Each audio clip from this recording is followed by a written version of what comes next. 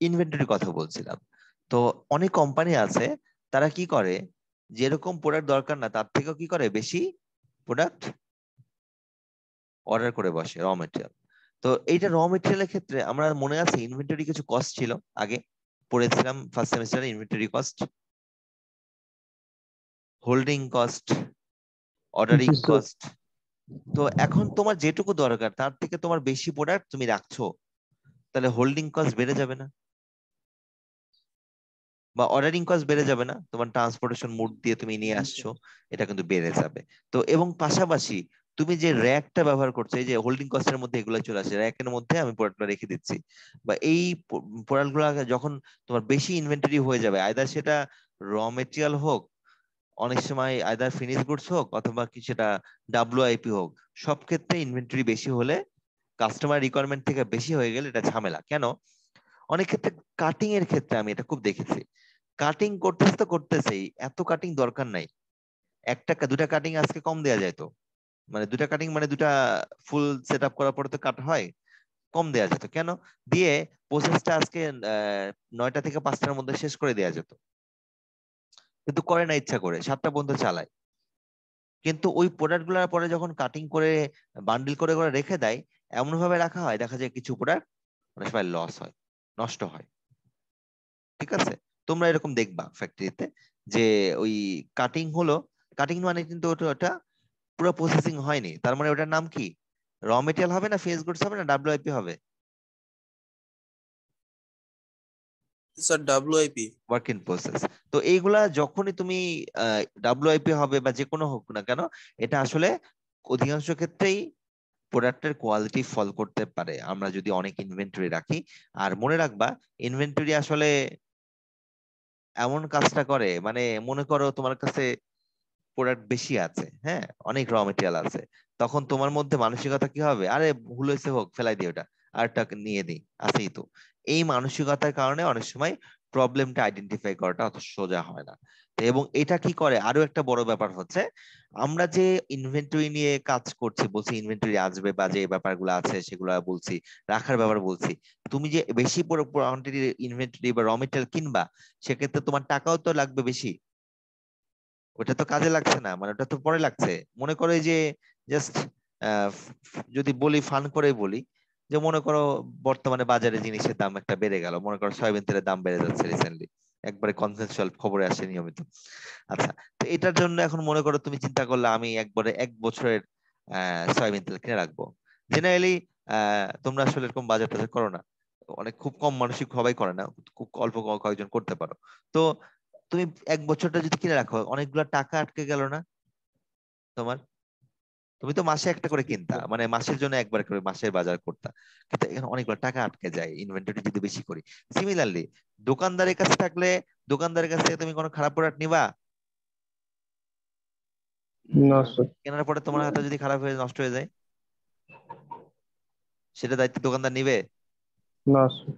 তো এই জন্য এটাও কিন্তু আসলে কোয়ালিটি একটা রিস্ক চলে আসে, যে এটা নষ্ট হয়ে যাবে বা এই প্রোডাক্টটা কাজে লাগবে না। একটা স্পেসিফিক বাটন বা একটা স্পেসিফিক কোনো প্রোডাক্টের ক্ষেত্রে মনে করো তুমি একটা অর্ডার পেয়েছো এরকম যে 1 লাখ পিস, ঠিক আছে? তো যারা সাপ্লায়ার তারা তো তোমাকে প্রমোট করবে, তাকে বলবে আরে একটু বাড়াই নেন, আমরা রেট কমায় রাখবো। তুমি চিন্তা করতেছো আরে তাহলে নিয়ে নেই, 1,20,000 নিয়ে নিই, নিলে একটু অফার টফার আছে, কম খরচ পড়বে, নিয়ে নিছো, 20,000 বেশি নিছো। এখন দেখা গেল যে তুমি মনে মনে ভাবছো যে এই অর্ডার তো আরো আসলে অন্য প্রোডাক্টের সাথে লাগিয়ে দিব।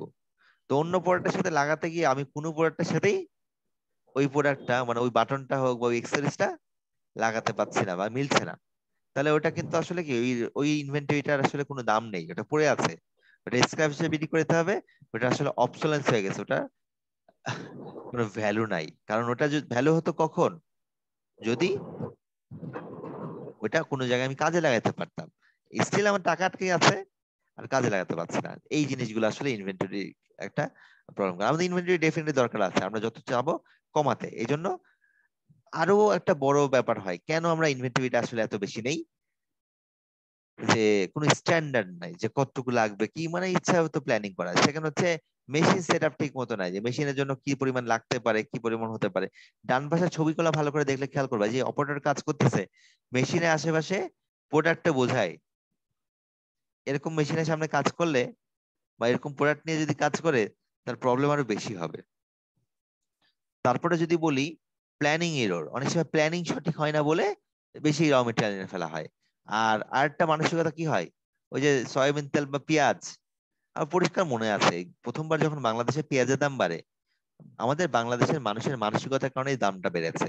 মানসিকতা দুটো, এক হচ্ছে আমার কেনার স্টাইল আর ব্যবসায়ীদের বিক্রি করার স্টাইল, দুটোই। আমরা যখনই দেখছি দাম বেড়ে যাচ্ছে, খবরে দেখাচ্ছে, সবাই বাজারে দৌড়াচ্ছে আর পেঁয়াজ কিনতে। বাজারে তো অলরেডি নাই, তোমার কাছে 5 কেজি আছে, তুমি আরো 5 কেজি কিনতেছো।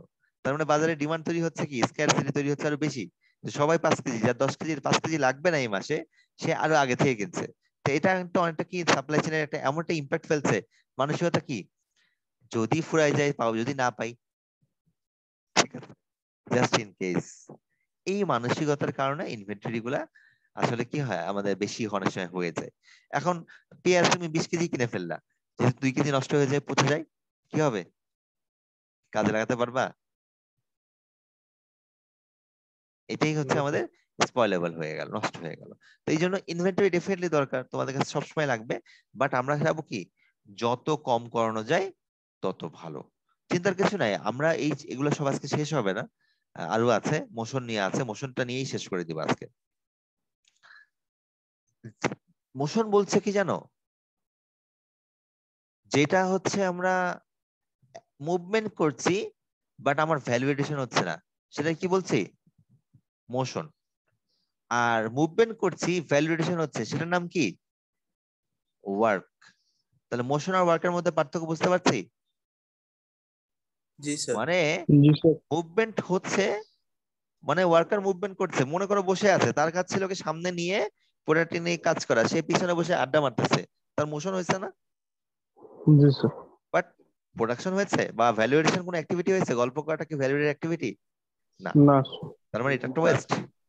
আরো একটা এক্সাম্পল দিই, ফানি এক্সাম্পল। মনে করো 3 ঘন্টার পরীক্ষা হয়, এই যে আর কয়দিন পর আরসিপি নিব, 3 ঘন্টার পরীক্ষা দিচ্ছ, পরীক্ষা দিতে গিয়ে বসলা, যে দেখা যে কলম নাই, মনে কর হয়।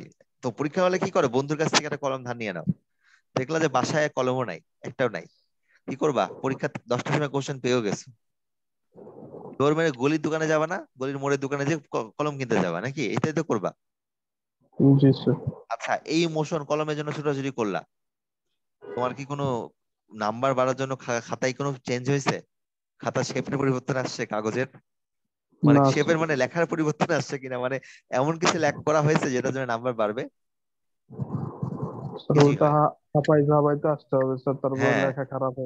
হ্যাঁ, 10 মিনিট আমার ছোটাছুটি করা হলো, এই 10 মিনিট আসলে কি আমার মোশন হয়েছে। তার মানে এটা কিন্তু ভ্যালিডেশন হয়নি, ঠিক আছে? তার মানে এটা কিন্তু আসলে আমাদের কি কোনো কাজেই আসেনি। লাভ হতো যদি কলমটা আমার সঠিক টাইমে থাকতো আর আমি লেখা শুরু করতাম, তাহলে সেটা কি হতো, ওয়ার্ক ভ্যালিডেশন হতো। কারণ ভ্যালিডেশন কেন বলছি, কারণ ওই যে কাজটা করলে সেই এক্সপেক্টেড টিচার মার্কস দিবে। মোশনের কারণে কি হয় জানো, আসলে সবচেয়ে বড় সমস্যাটা হয় টাইম লস হয়, ঠিক আছে? সবচেয়ে বড় সমস্যাটা হয় টাইম লস। ওই যে খাতার কথা বললাম 10 মিনিট, বিগ লস। পরীক্ষাতে 10 মিনিট তো অনেক বড় ব্যাপার। আর আর্গোনমিক প্রবলেম হয়, এই ওয়ার্কাররা যদি পিছনে মুভমেন্ট করে বা নর্মাল মুভমেন্টের বাইরে মুভমেন্ট করে, তাদের আর্গোনমিক প্রবলেম হয়। আর্গোনমিক প্রবলেম মানে হচ্ছে ফিজিক্যাল, যে তারা আমাদের হিউম্যান মেশিনের সাথে মেশিনের, হিউম্যান ওয়ার্কের সাথে মেশিনের যে কম্পেটেবিলিটি, সেটা সমস্যা হয়, এবং অনেক সময় তার ইনজুরিও হতে পারে। এবং অবশ্যই ইনজুরি হলে এটাও একটা কষ্টের মধ্যে চলে আসে। কিভাবে? একটা অপারেটর আর্গোনমিকের প্রবলেম হচ্ছে তার, সে ফিজিক্যালি খুব বেশি কাজ করতে পারছে না, আগে থেকে তার আউটপুট কমে গেছে, 10 পিস কমে গেছে। তার মানে 10 পিস আউটপুট কম আসলে, 10 পিসের যদি মনে করো কস্টিং, মানে তোমার ডেফিনেটলি একটা রেভিনিউ জেনারেশন করছিল আগে, ভ্যালুয়েশন, সেটা এখন সে করছে না। তাহলে কি হলো, তাকে টাকা দিচ্ছ আগের টাকায়, 10 পিস প্রোডাকশন কমে গেছে, তাহলে কি এটা একটা লস না? কস্ট বেড়ে যাওয়া না পার পিস প্রোডাক্টে? জি স্যার। আর সে অসুস্থ হয়ে যদি ছুটি নাই, ছুটি তুমি কি দিবা না, নাকি দিবা? ছুটি নেওয়া মানে তাকে বেতন দিলা, কিন্তু কাজ করলো না, এটাও একটা ওয়ান কাইন্ড অফ কস্ট বেড়ে যাওয়া। তো কেন হয়? সেল লেআউটের কারণে অনেক সময় হতে পারে, এবং মেশিন সেটআপ এবং পুয়ার ডিজাইন, সঠিক প্রোডাক্ট ডিজাইনটা ঠিক মতো যদি না থাকা যায়, তাহলে কিন্তু আমাদের এই ধরনের প্রবলেমটা হতে পারে মোশনের ক্ষেত্রে। তো এই মোটামুটি আমাদের আরো কিছু আছে। তো আজকে আর আঁকানোর মতো সময় নেই, এগুলা নেক্সট দিন দেখাবো। তোমরা যে কাজটা করবা, বইয়ের ভিতরে চ্যাপ্টার 14 এগুলো পড়াশোনা করবা।